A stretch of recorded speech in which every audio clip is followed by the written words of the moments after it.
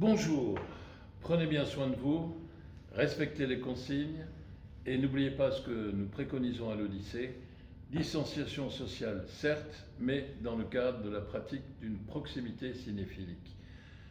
Que l'observation des consignes ne vous empêche pas d'être vigilant concernant l'intelligence des consignes à venir et n'hésitez pas à vérifier que ces consignes ne seront pas inutilement liberticides. Aujourd'hui, je vais vous parler d'un film qui pose la question de l'identité et qui est un superbe film allemand qui date de 2014 et qui s'appelle Phoenix de Christian Petzold, avec la grande, la sublime, la bouleversante, la formidable Nina Hoss qui joue le rôle principal. Le sujet du film, il est simple. Nous sommes à la fin de la Deuxième Guerre mondiale, qui n'est pas encore achevée, en train de s'achever, et nos personnages principaux sont un couple. Elle est juive, lui est un Allemand de souche, très vilaine expression, qui va finalement la dénoncer. Elle sera déportée à Auschwitz, et il est, ainsi que toute sa famille de confession juive, et le mari, qui est un beau gosse, mais sans scrupule aucun, eh bien, le mari va tout faire pour récupérer l'héritage grâce à sa femme, dont il est persuadé désormais qu'elle n'est plus de ce monde. La guerre se termine et on apprend que, en fait, cette femme, Nina Hoss, est une rescapée, mais complètement défigurée par les tortures et les mauvais traitements qu'elle a subis. Elle est sous la protection de son ami l'aîné, de l'agence juive, et elle va bénéficier d'une opération de chirurgie de reconstruction faciale et pour retrouver son profil d'avant.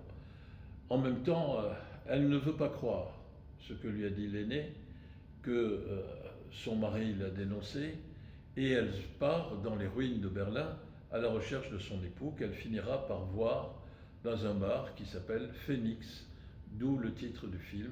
Mais évidemment, Phoenix renvoie à cet oiseau légendaire, mythologique, qui renaît sans cesse de ses cendres. Et son mari, qui la voit, eh bien, ne la reconnaît pas. Il considère tout simplement qu'elle a une réelle ressemblance avec son ex-épouse, épouse qui était une véritable virtuose du piano. Finalement, il la fréquente, la voit, mais il veut lui faire jouer le rôle de son épouse défunte, d'après lui, pour pouvoir signer l'acte de transmission de l'héritage. Bien.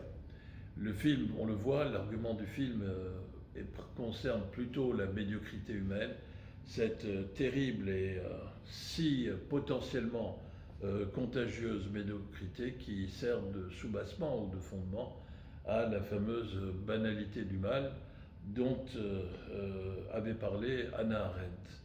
Et donc il y a une scène de reconstitution de l'arrivée de la vraie fausse ou fausse vraie épouse sur le quai d'une gare avec les amis du couple pour eh bien, faire agréer l'idée que, effectivement, miraculeusement, elle a surnagé à la guerre et aux souffrances de la guerre.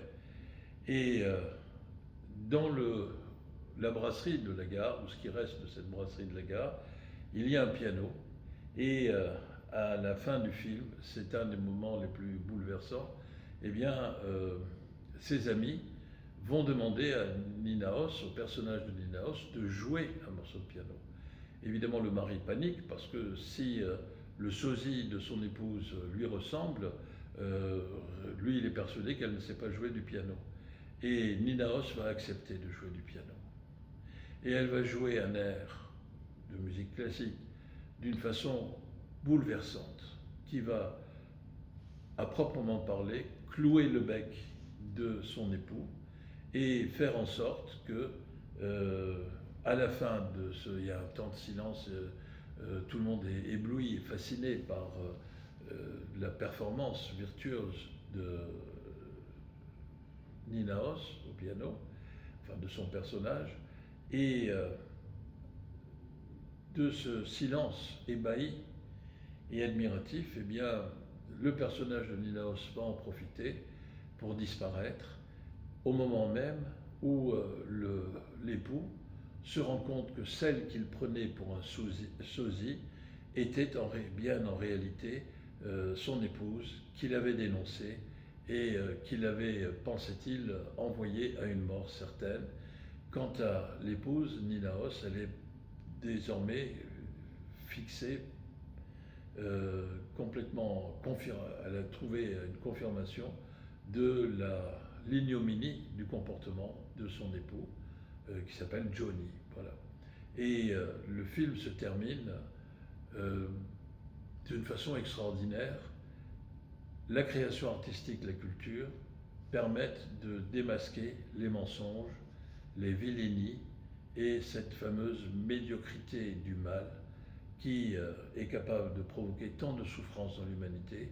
Un film bouleversant, un film intelligent, avec des acteurs extraordinaires, à ne pas manquer. Nous l'avons déjà montré plusieurs fois à l'Odyssée, mais j'en suis persuadé, vous aurez un immense plaisir à le revoir, soit à travers Cinétech, soit à travers Allociné, soit à travers d'autres sites ou plateformes. Et si vous avez la gentillesse de nous indiquer quelles sont ces plateformes, eh bien, nous vous en serons très reconnaissants. Prenez bien soin de vous. À très bientôt. Au revoir.